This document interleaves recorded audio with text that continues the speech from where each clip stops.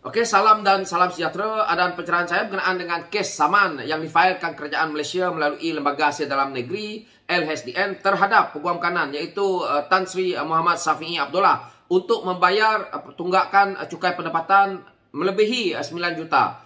Dan apa yang saya lihat di sini tajuknya Syafiee ketahui nasib saman LHSDN pada 28 September ini. Jadi apa yang menjadi kemuskilan saya adalah kita lihat kerajaan Malaysia boleh saman peguam ini kerana tidak nak bayar cukai pendapatan. Dan kita tahu, dia adalah peguam yang mewakili Datuk Seri Najib. Dan hari ini, dia sendiri tidak nak bayar cukai. Yang mana kita rakyat terpaksa membayar cukai. Duit cukai kita pula diboroskan oleh mereka. Yang mana dia mewakili Najib, yang mana melibatkan dana awam iaitu Cash SRC International yang kita tahu duduk dalam akaun Datuk Seri Najib 42 juta. Dan akhirnya mereka ini menjadi peguam Najib tetapi tidak nak bayar cukai. Dan kita tahu juga orang ini juga pernah menjadi peguam negara kita. Ini adalah pada saya pengkhianat.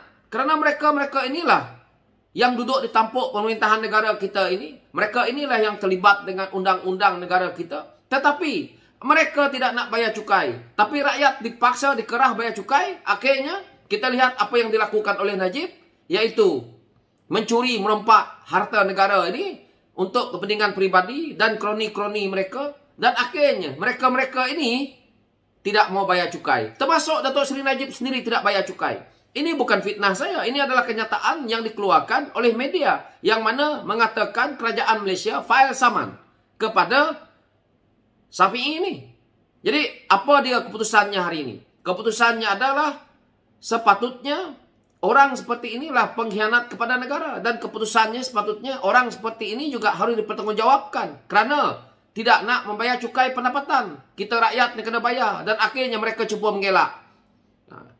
Dan kita lihat di sini. Berapa yang patut Flandleaf menuntut. Flandleaf itu bermaksudnya kerajaan Malaysia lah. LHSDN. Menuntut defendant membayar 9.414.708 ringgit.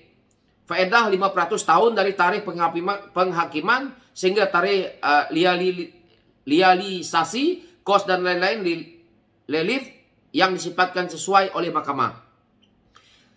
Dakwaan Flandleaf, dakwaan kerajaan Malaysia sehingga kinilah Flandleaf ni kerajaan Malaysia ya, LHSDN. Defendant masih gagal membayar kepada Flandleaf amount cukai pendapatan yang masih terhutang dan genap masanya yang perlu dibayar bagi tahun-tahun taksiran daripada 2011, 2012, 2013, 2014, 2016. Jadi kita lihat berapa tahun dia tidak nak bayar cukai. 1, 2, 3, 4, 5. Ini adalah di zaman pemerintahan Najib. Di waktu itu juga Najib itu sendiri tidak nak bayar cukai.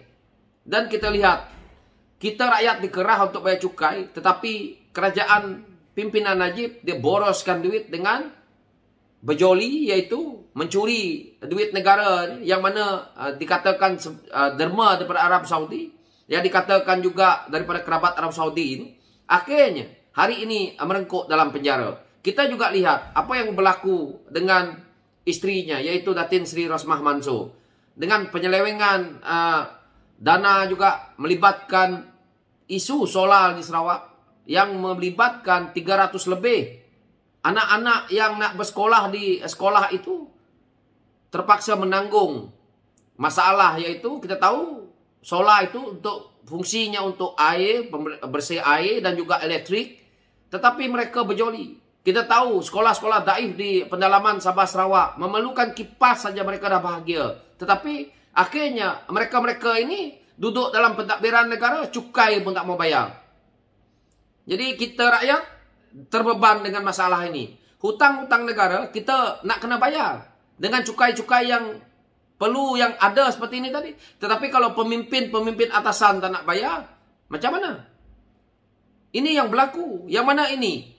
Yang melibatkan peguam kanan seperti ini. Yang mana kita lihat begitu gahnya dulu duduk di pentadbiran negara, tetapi tidak nak bayar cukai. Kita rakyat percaya bahawa mereka-mereka ini adalah orang yang jujur, orang yang boleh membantu negara kita ini ke arah yang lebih baik. tetapi apa yang kita harapkan itu meleset. Apabila hari ini, yang mana kerajaan Malaysia saman kerana tidak bayar cukai. Akhirnya nanti kalau kita saman, tidak nak bayar lagi. Cari lagi hujah lain. Apalagi ini peguam kanan. Dia banyaklah helah-helah dia nanti. Jadi tetap tak nak bayar, kita yang menanggung.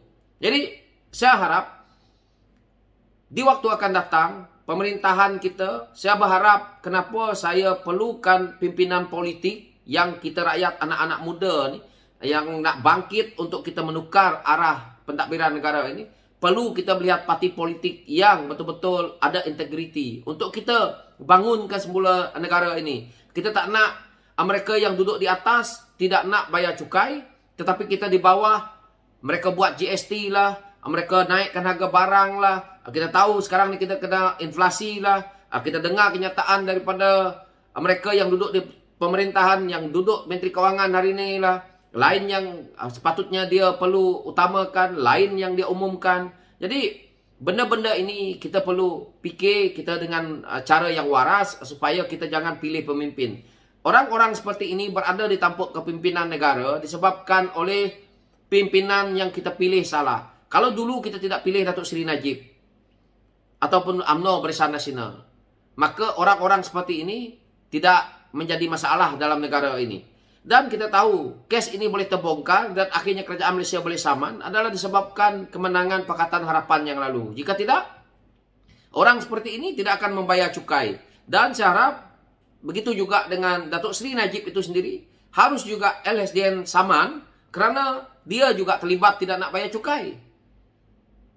Dari mana duit-duit mereka ini? Sampai kalau kita lihat cukai yang 9 juta ini orang yang kaya-kaya raya ni, 9 juta cukai 1 tahun.